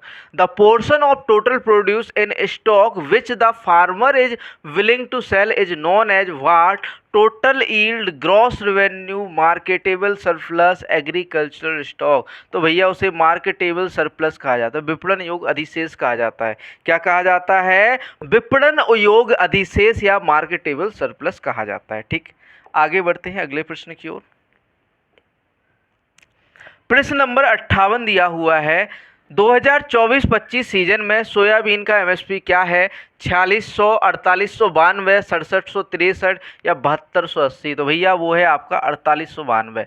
What is the MSP of for soybean in the 2024-25 season? जो अभी अभी आया है आपका जून से या फिर कहें आपके 2024-25 सीजन के लिए, वो कितना है? तो वो है आपका 4892 48 या फिर कहें 4892 जो है एमएसपी रखा गया है। किसका? आपका सोयाबीन का प्रेजेंट या फिर करें करेंट एग्रीकल्चर ईयर में। ठीक, यहाँ पर 4892 सही आंसर हो जाता है। ठीक, आगे चलते हैं अगले प्रश्न की ओर। 59 प्रश्न नंबर 59 है, पैसे के संदर्भ में व्यक्त मूल्य को क्या कहा जाता है? लागत, मूल्य, व्यय या मूल्य।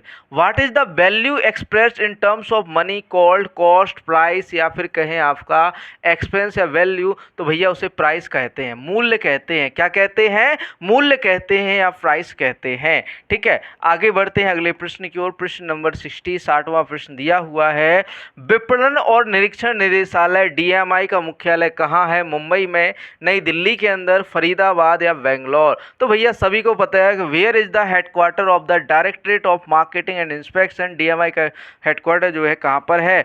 फरीदाबाद के अंदर। कहाँ पर है बच्चों? फरीदाबाद, हरियाणा के अंदर जो है DMI directorate of marketing and inspection का जो है मुख्यालय है। ठीक, आगे चलते हैं अगले प्रश्न की ओर।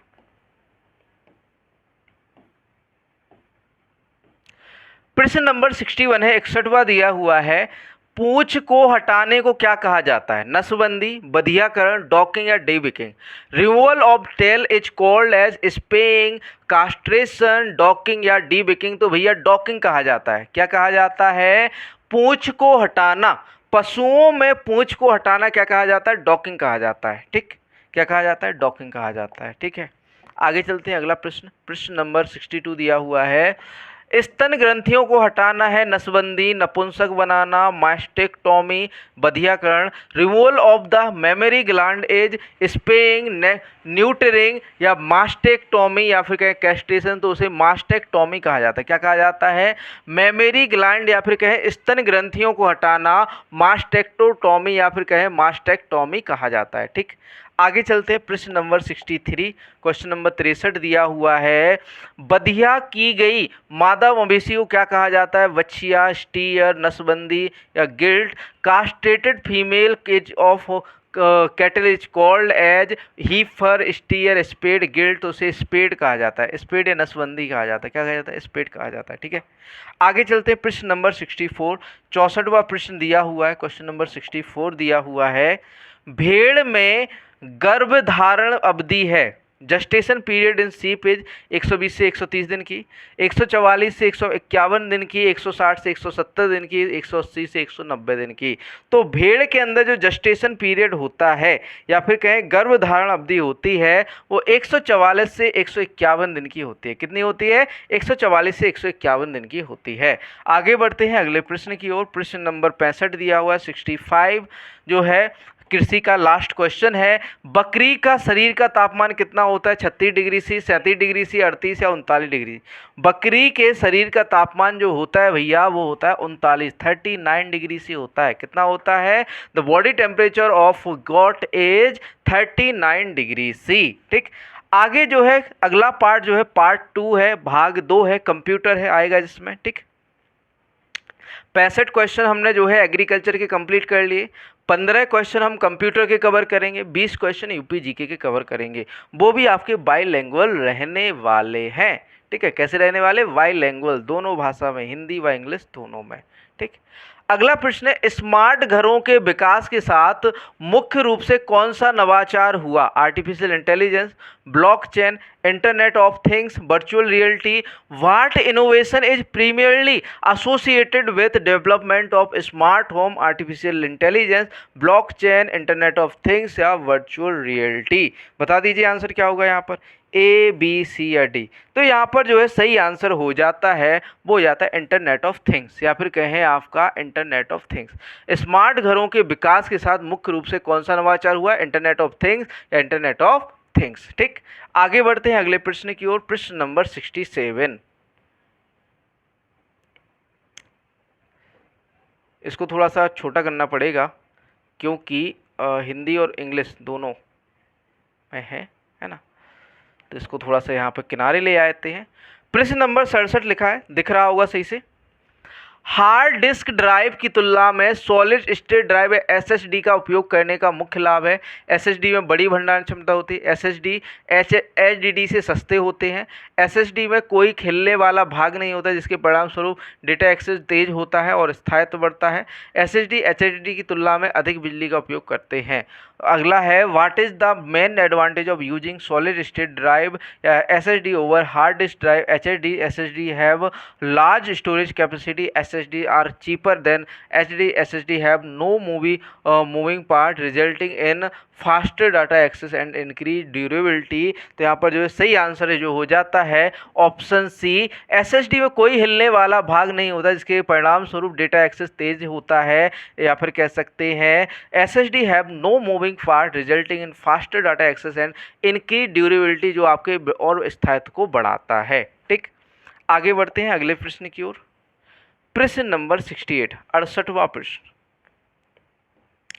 कंप्यूटर में थोड़ा सा जूम मतलब कि जूम कम रहेगा क्योंकि एक क्वेश्चन जो है थोड़ा सा बड़े हैं या फिर क्वेश्चन का जो साइज है बड़ा है। ठीक, अगला प्रश्न है वेब कैम का उपयोग निम्न में के लिए किया जाता है। दस्तावेजों की हार्ड कॉपी तैयार करना, कंप्यूटर में वीडियो डेटा इनपुट करना, मॉनिटर पर वीडियो प्रदर्शित करना, वीडियो फाइलों को संग्रहित करना। Webcam are used for producing hard copies of document, inputting video data a computer, displaying video on a monitor, storing video web file. तो यहाँ पर इनपुट लेना, वेबकैम क्या है, एक तरह का इनपुट डिवाइस है, कंप्यूटर में वीडियो डेटा का इनपुट करता है। Inputting video data in a computer, computer में क्या करता है, वीडियो डाटा का इनपुटिंग करता है। कौन, आपका वेबकैम। ठीक, तो यहाँ पर ऑप्शन बी सही आंसर हो जाता है।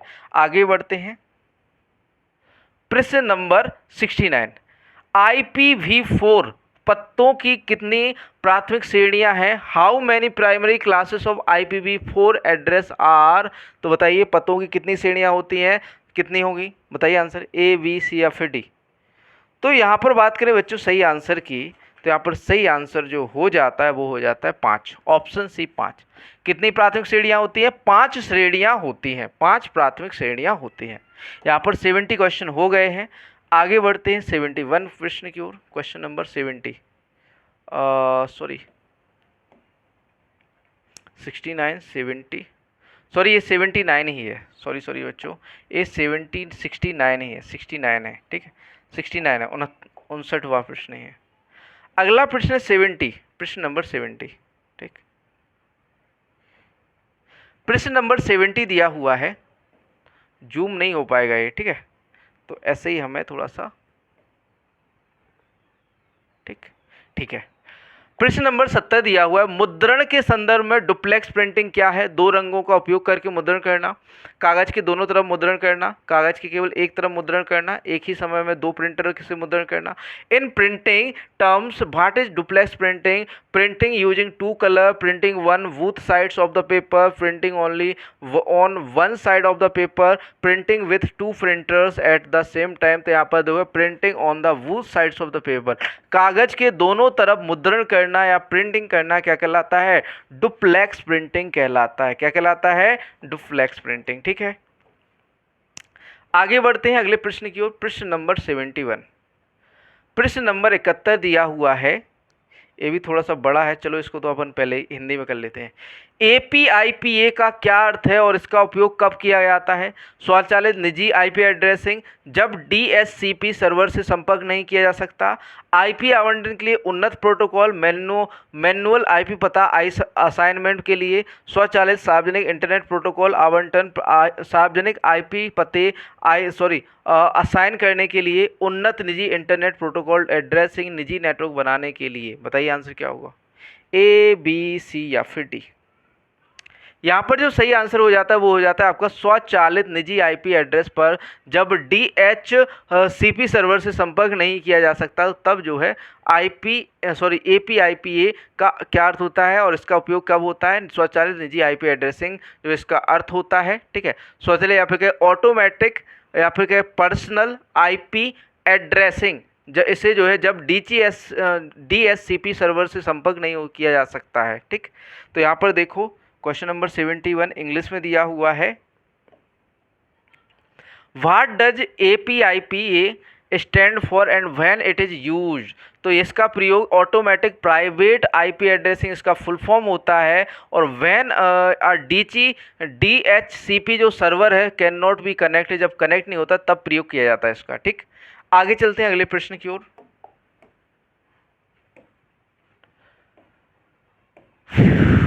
प्रश्न नंबर 72, 72वां प्रश्न, थोड़ा छोटा कर लिया जाए, है ना। प्रश्न नंबर 72 दिया हुआ है, 72वां प्रश्न दिया हुआ है, लिखा हुआ है, बायोमेट्रिक प्रमाणीकरण का उपयोग करता है सुरक्षा के लिए भौतिक या व्यवहारिक संबंधी विशेषताएं, कागज पर लिखे पासवर्ड, लॉक और कुंजी तंत्र, अनुमान लगाने का खेल। बायोमेट्रिक ऑथेंटिकेशन यूजेस फिजिकल और behavioural characteristic of for security, password and written on paper, lock and key machines, mechanism या फिर कहें गसिंग गेम्स। तो यहाँ पर सही हो जाएगा, आंसर हो जाएगा फिजिकल और बिहेवियरल कैरेक्टरिस्टिक फॉर सिक्योरिटी, सुरक्षा के लिए भौतिक या व्यवहार संबंधी विशेषताएं जो है बायोमेट्रिक प्रमाणीकरण का उपयोग करता है। ठीक, आगे चलते हैं अगले प्रश्न की ओर। प्रश्न नंबर 73 दिया हुआ है, 73वां प्रश्न है, स्पैम या जंक फोल्डर किसके लिए होता है? ये ईमेल के अंदर होता है स्पैम जंक फोल्डर। ईमेल जिन्हें सिस्टम अवांछित या संभावित रूप से हानिकारक के रूप में पहचानता है। अपने पसंदीदा ईमेल संग्रहित करना, अपने संपर्कों पर नज़र रखना, अपनी मीटिंग और अपॉइंटमेंट व्यवस्थित करना। द स्पैम और junk folder is for emails that the system identifies as a unwanted और potentially harmful, storing your favourite email, keeping track of your contacts, organising your meeting and appointments. यहाँ पर सही answer हो जाएगा email that the system identify as unwanted और potentially harmful, email जिन्हें सिस्टम अवांछित या संभावित रूप से हानिकारक के रूप में पहचानता है, वो आपका स्पैम या जंक फोल्डर के अंदर जाते हैं। ठीक, आगे चलते हैं अगले प्रश्न की ओर। प्रश्न नंबर 74 दिया हुआ 74वां प्रश्न है, मोबाइल डिवाइस पर एयरप्लेन मोड का प्राथमिक कार्य क्या है? ड्रोन उड़ाना, विमान पर सुरक्षित उपयोग के लिए वायरलेस संचार की अक्षम करना, उड़ान सिमुलेशन गेम खेलना, एयरलाइन टिकट बुक करना। तो भैया विमान, जब आप जो है एरोप्लेन में सफ़र करते हो तो उस समय वायरलेस संचार को अक्षम करने के लिए इसे बंद किया जाता है, एरोप्लेन मोड पर डाला जाता है। ठीक है, मोबाइल को आपके एरोप्लेन मोड होता है। देखिए यहाँ पर 74 जो है इंग्लिश में लिखा हुआ है, What is the primary function of airplane mode on mobile device? To fly drone, to disable wireless communication for safe use on aircraft। तो यहाँ पर देखो to disable wireless communication for use on aircraft। ठीक, आगे चलते हैं अगले प्रश्न की ओर। प्रश्न नंबर 75, 75वां प्रश्न दिया हुआ है। चलिए कोई बात नहीं, पहले हिंदी में देख लेते हैं फिर इंग्लिश में देख लेते हैं। ठीक है, लिखा हुआ है 75 प्रश्न नंबर 75 दिया हुआ है, MS वर्ड में आप दस्तावेज के भीतर किसी एकल पृष्ठ का अभिविन्यास कैसे बदल सकते हैं? सामने का आकार बदलें, एक सेक्शन ब्रेक डालें और फिर अभिविन्यास बदलें। किसी एकल पृष्ठ का अभिविन्यास बदलना संभव नहीं है। पृष्ठ रंग सुविधा का उपयोग करें। बताइए आंसर क्या होगा यहाँ पर, A, B या C? MS वर्ड में इंसर्ट सेक्शन, यहाँ पर एक सेक्शन ब्रेक डालें और फिर अभिविन्यास बदलें। ठीक है, तो ऑप्शन बी यहाँ पर सही आंसर हो जाता है। ठीक, तो यहाँ पर देखते हैं इंग्लिश में क्वेश्चन को क्या कह रहा है। इन MS Word, how can you change the orientation of a single page within a document? Change the font size, insert a section break and then change the orientation। यहाँ पर insert a section break और साथ ही साथ फिर आप क्या कर सकते हैं, चेंज कर सकते हैं ओरिएंटेशन को। ठीक, अगला प्रश्न, प्रश्न नंबर 76, क्वेश्चन नंबर 76 दिया हुआ है, 76वां प्रश्न है, एक्सेल में सूत्र उपसर्ग क्या है? In Excel what is the formula prefix? @ Hash, equal या फिर कहें आपका जो है एंड। तो यहाँ पर जो है इक्वल का जो सामान्य का चिन्ह होता है वो प्रीफिक्स फॉर्मूला होता है। फॉर्मूला परफिक्स या उपसर्ग का काम करता है किसके अंदर, एक्सेल में। ठीक, आगे चलते हैं। प्रश्न नंबर 77, 77वां प्रश्न दिया हुआ है, सोशल नेटवर्किंग प्लेटफॉर्म एल्गोरिदम का उपयोग करते हैं उपयोगकर्ता जुड़ाव को कम करना, उपयोगकर्ताओं को उनकी प्राथमिकता और व्यवहार के आधार पर कौन सी सामग्री प्रदर्शित करनी है यह निर्धारित करना। किसका प्रयोग? सोशल नेटवर्किंग प्लेटफॉर्म एल्गोरिदम का प्रयोग किया जाता है। बताइए आंसर, A, B, C या D? तो यहाँ पर देखो, यहाँ पर बी है, उपयोगकर्ताओं को उनकी प्राथमिकताओं और व्यवहार के आधार पर कौन सी सामग्री प्रदर्शित करनी है और निर्धारित करना है। ए जो है सोशल नेटवर्किंग प्लेटफॉर्म एल्गोरिथम का उपयोग करना है। ठीक है, यहाँ पर डी ऑप्शन या सी डी देखने की आवश्यकता नहीं है, यहाँ पर बी करेक्ट आंसर है। आपको सी और डी आंसर भी दिखाई दे रहे हैं, सी और डी ऑप्शन भी दिखाई दे रहे हैं। दस्तावेज प्रिंट करना, उपयोगकर्ताओं को इंटरनेट से डिस्कनेक्ट करना, तो यहाँ पर देखो लिखा हुआ है social networking platform use algorithm to decrease user engagement, determine which content to display to user based on their preference and behaviour. तो यहाँ पर ऑप्शन बी सही आंसर हो जाता है। ठीक, आगे चलते हैं अगले प्रश्न की ओर। 78वां प्रश्न दिया है, कौन सी सेवा मुख्य रूप से ऑनलाइन अंतर्राष्ट्रीय धन हस्तांतरण के लिए उपयोग की जाती है। WhatsApp, western union, Instagram, Snapchat. Which service is primarily use for international money transfer online. WhatsApp, western union, Instagram या स्नैपचैट। तो वेस्टर्न यूनियन का प्रयोग किया जाता है। किसका प्रयोग करते हैं? वेस्टर्न यूनियन का। यहाँ पर सही आंसर जो हो जाता है वो हो जाता है आपका वेस्टर्न यूनियन। ठीक, आगे चलते हैं अगला प्रश्न 79, क्वेश्चन नंबर 79 है, रैंसमवेयर एक प्रकार का मेलवेयर है जो सिस्टम के प्रदर्शन को बढ़ाता है, फाइलों को एनक्रिप्ट करता है, उनकी रिहाई के लिए भुगतान की मांग करता है, विज्ञापनों को बढ़ावा देता है, मार्केटिंग के लिए व्यक्तिगत जानकारी चुराता है।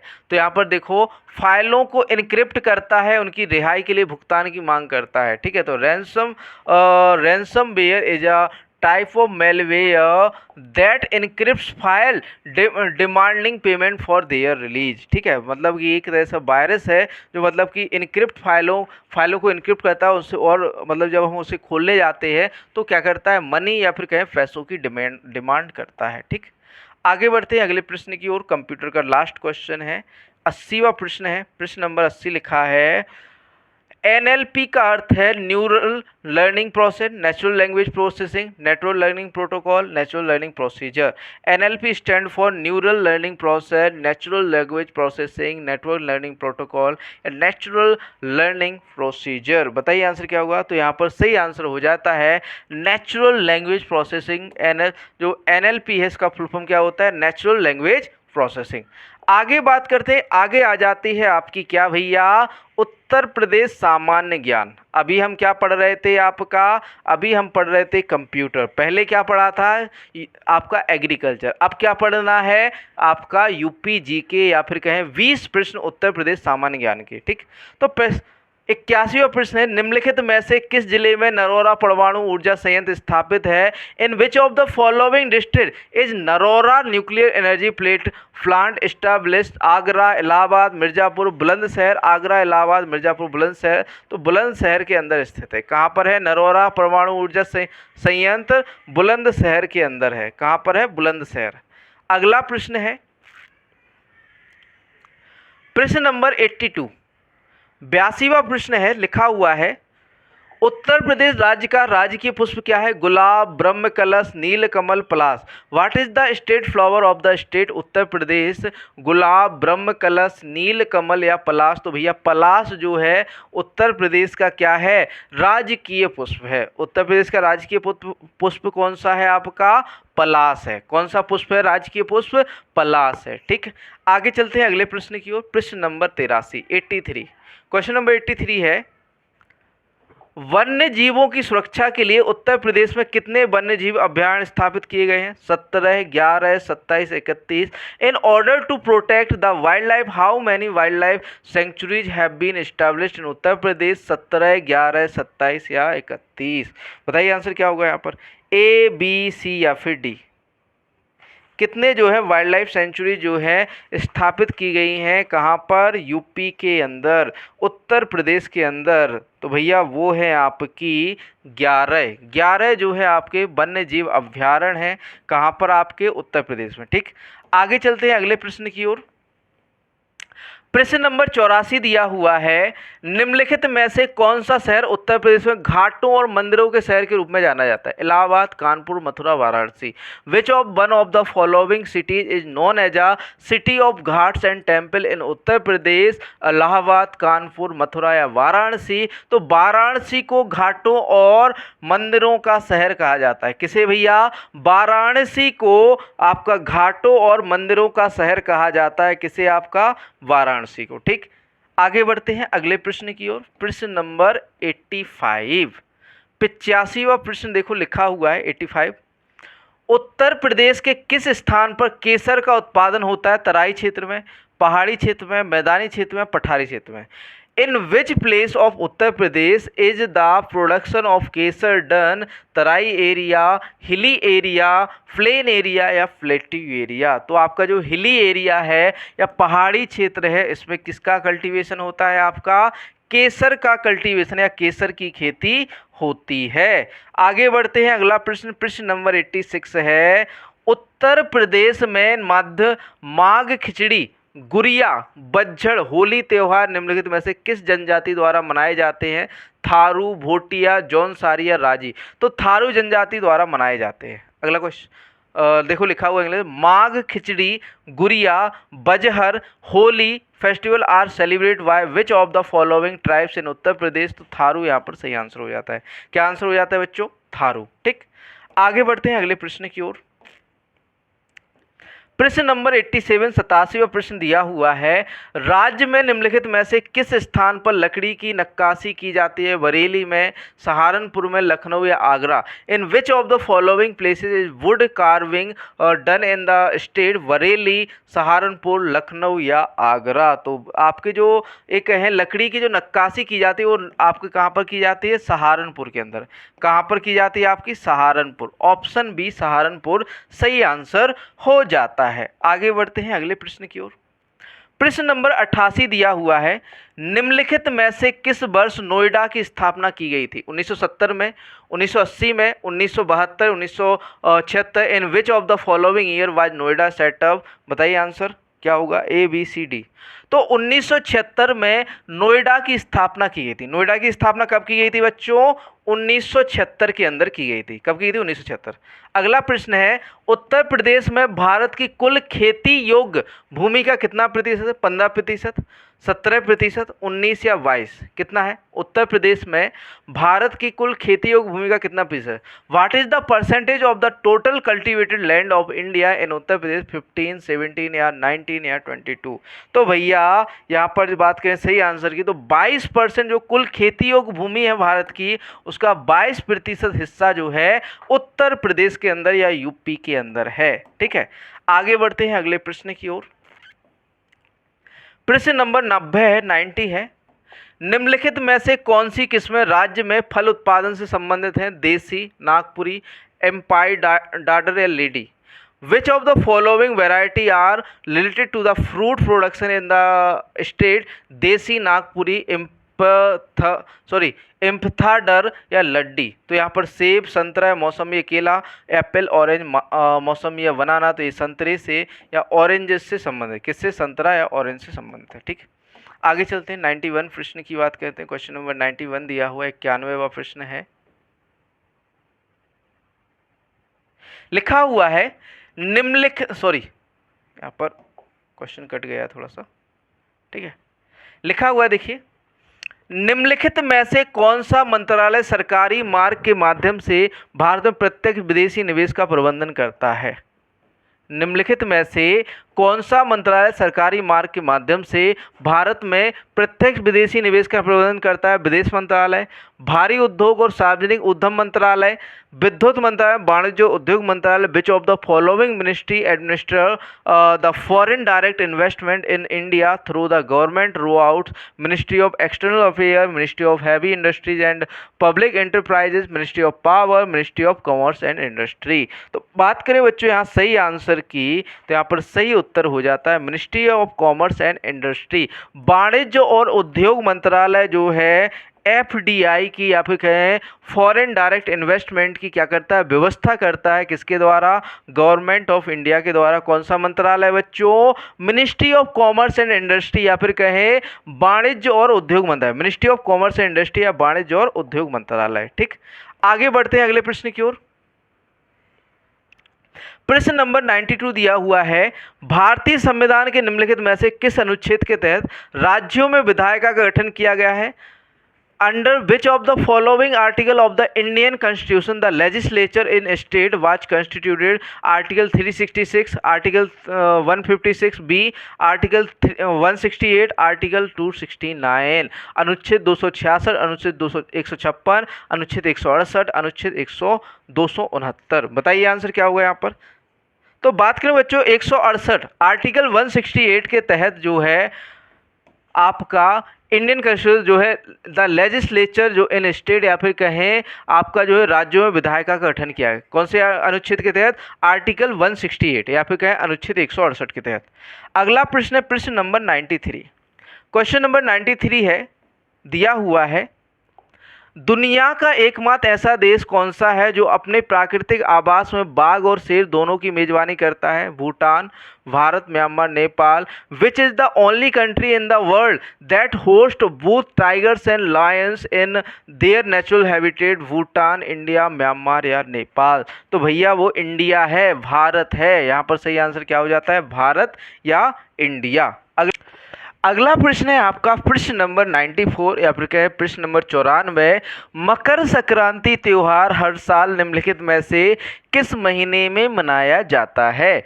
अगस्त में, जून, मार्च, जनवरी। The festival Makar Sankranti is celebrated every year in which of the following month? तो भैया वो मनाया जाता है आपका कब? जनवरी के अंदर। कब मनाया जाता है बच्चों? जनवरी के अंदर। आप सभी को पता है ना, मकर संक्रांति पर लड्डू खाने को मिलते हैं बढ़िया से, है ना। तो आपका कब मनाया जाता है? जनवरी मंथ में हर साल मनाया जाता है। बात करें अगले प्रश्न की, प्रश्न नंबर 95 दिया हुआ है, संविधान द्वारा परिकल्पित लोकसभा की अधिकतम संख्या क्या है? लोकसभा सदस्यों की अधिकतम संख्या कितनी है? 542 सदस्य, 520 सदस्य, 532 सदस्य या 552 सदस्य। The maximum strength of the house of people envisaged by the constitution as 542 member, 520 member, 532 या 552। तो वो आपके 552 मेंबर या फिर कहें 552 सदस्य। ठीक, आगे बढ़ते हैं अगले प्रश्न की ओर।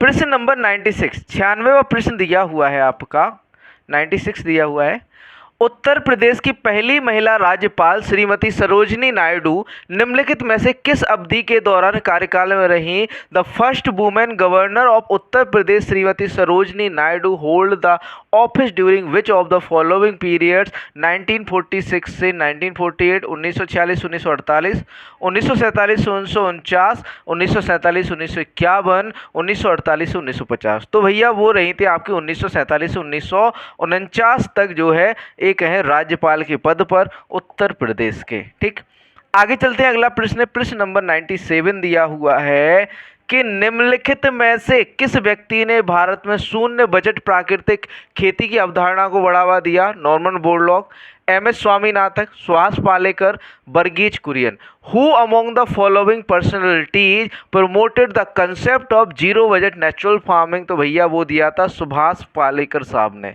ठीक है, ये महाराष्ट्र के एक किसान थे जिन्हें जो है ZBNF या फिर कहें zero budget natural farming concept दिया। ठीक,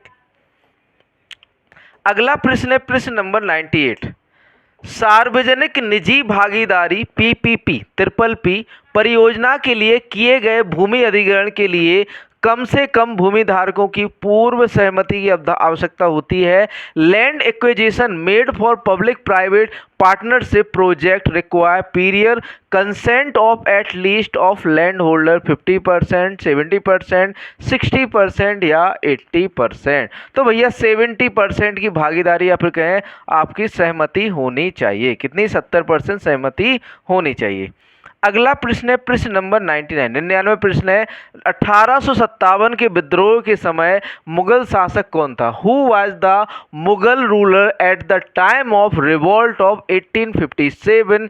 जहांगीर, बहादुर शाह द्वितीय, औरंगजेब या नाना साहब? तो भैया बहादुर शाह द्वितीय जो है मुगल शासक थे किस समय? आपके 1857 की क्रांति के समय। ठीक, आगे बात करें अगले और लास्ट प्रश्न की आज के सेशन की। हाल ही में किस शहर ने अपने प्रसिद्ध हनुमानगढ़ी बेसन लड्डू के लिए भौगोलिक संकेत या जीआई टैग प्राप्त किया? Varanasi, Mathura, Haridwar, Ayodhya? Which city recently obtained a geographical indication tag for its renowned Hanumangarhi बेसन लड्डू? तो वाराणसी, मथुरा, हरिद्वार। तो हमें पता है कि भैया हनुमानगढ़ी कहाँ पर है? अयोध्या के अंदर है। कहाँ पर है? अयोध्या के अंदर है। ठीक है, तो वहाँ के जो बेसन के लड्डू हैं या रामगढ़ी के जो बेसन के लड्डू हैं उन्हें जीआई टैग दिया गया है हाल ही में। ठीक है, तो इसी के साथ जो है आज का सेशन यहाँ पर समाप्त होता है। आगे जो है हम बात कर लेते हैं कुछ आपके इम्पोर्टेंट इन्फॉर्मेशन की, जो कि है भैया आपके किससे संबंधित? पीडीएफ कोर्स से संबंधित। आपका पीडीएफ कोर्स लॉन्च हो चुका है बहुत पहले, जिसका कीमत है 499 रुपये। बाकी डिटेल मैं आपको बता चुका हूँ, और एक आपका सेट पेपर वाला कोर्स। मिलते हैं नेक्स्ट सेशन में। जय हिंद दोस्तों। इसी के साथ आप जो है बढ़िया से पढ़ाई करते रहिए, ठीक है, और बढ़िया से एग्ज़ाम की तैयारी करते रहिए।